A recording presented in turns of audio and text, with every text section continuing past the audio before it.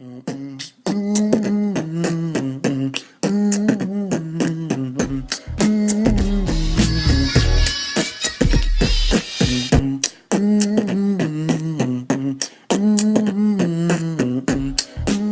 everybody, it's your boy Neff. I'm back. And yeah, it's been about a day or so. I was just up here just literally 24 hours ago.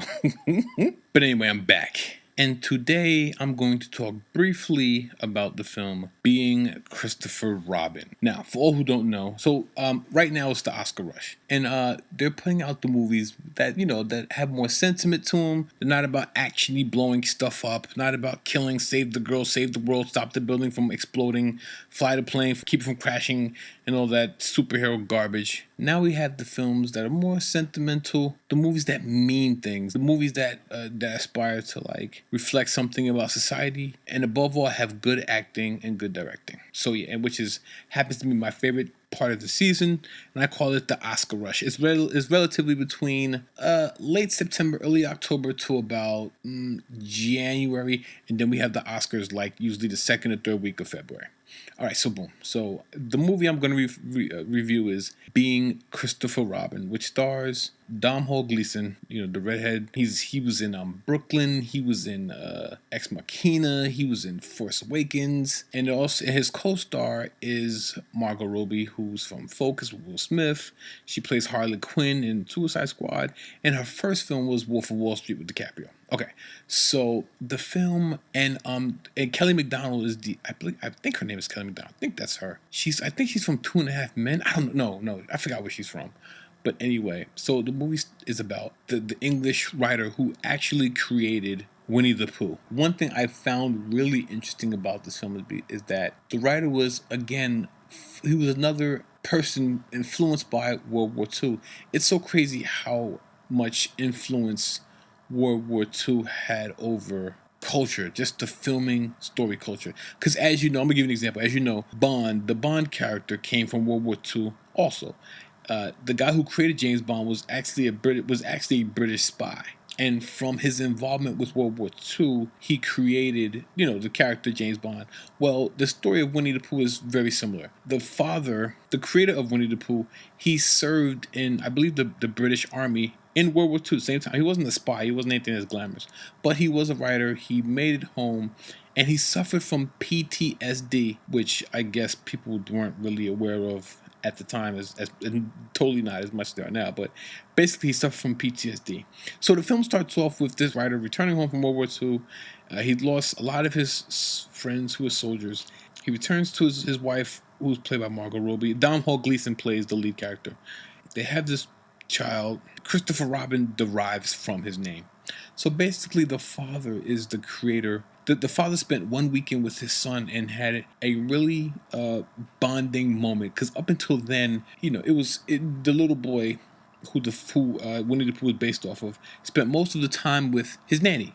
So one weekend the nanny had to go away because her mother was sick, and Margot Robbie's character eventually left because the husband wasn't writing. He was letting his PTSD prevent him from writing. So he spent a weekend with his son, and from that relationship, he was able to create the iconic characters Winnie the Pooh and Tigger and Eeyore and Rabbit and Owl, and of course Winnie the Pooh. And if I missed anybody, I'm sorry. And not to mention Christopher Robin. And this movie was very sentimental, not a lot of action, but the movie is. I thought the movie was okay. I'm a big fan of Domhnall Gleeson. I think he's great. I think he's going to have a really good potential. He's got to get a little bit better with his film choice, but I think this film was good. But I will say that this was probably his worst acting performance. I think he brings it. He was really good in Ex Machina. I think that was like the best thing I saw him in. And I think he was good in Brooklyn too, even though Brooklyn was a horrible film.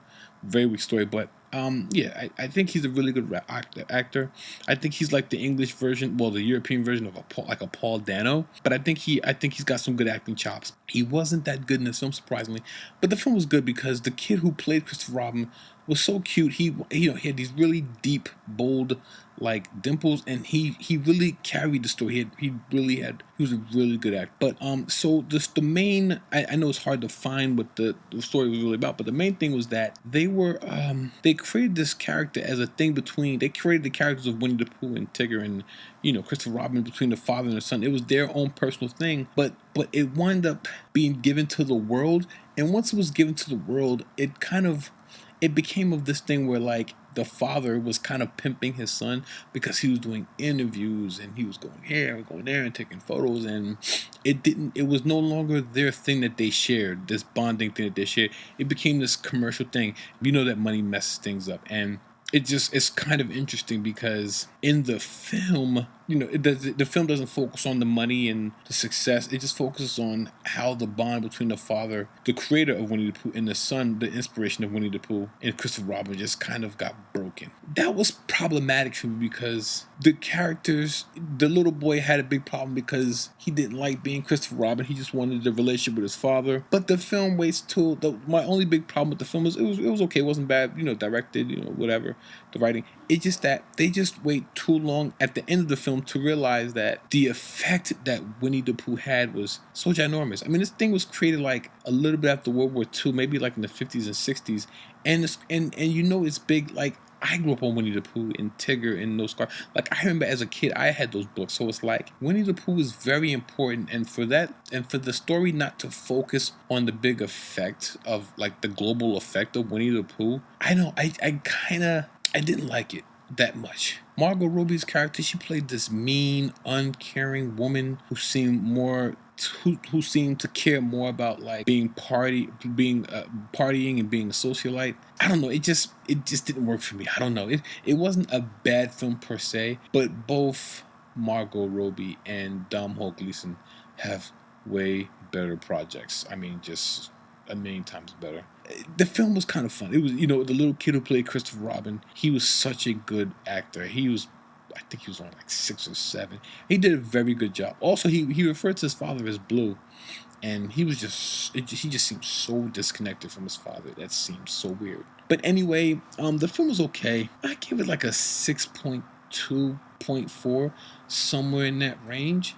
It could have been a little bit better, but it's still part of that Oscar race. See, I was hoping that it would be like Finding Neverland, which is about the story about the guy who created Peter Pan. And that has Johnny Depp and Kate Winslet. And I thought it would be more like that, but it wasn't. But it was still good. Go see it. I enjoyed it. I think it could have been a little bit better. I don't like how the story doesn't acknowledge Winnie the Pooh's global effect until the very end. And I guess I see that's why they did it, because of the story, but still, I just wish they would have acknowledged it more. But overall, it was a pretty decent film. I think you should check it out. And yeah, that's pretty much my analysis for Being Christopher Robin. All right, y'all. Peace.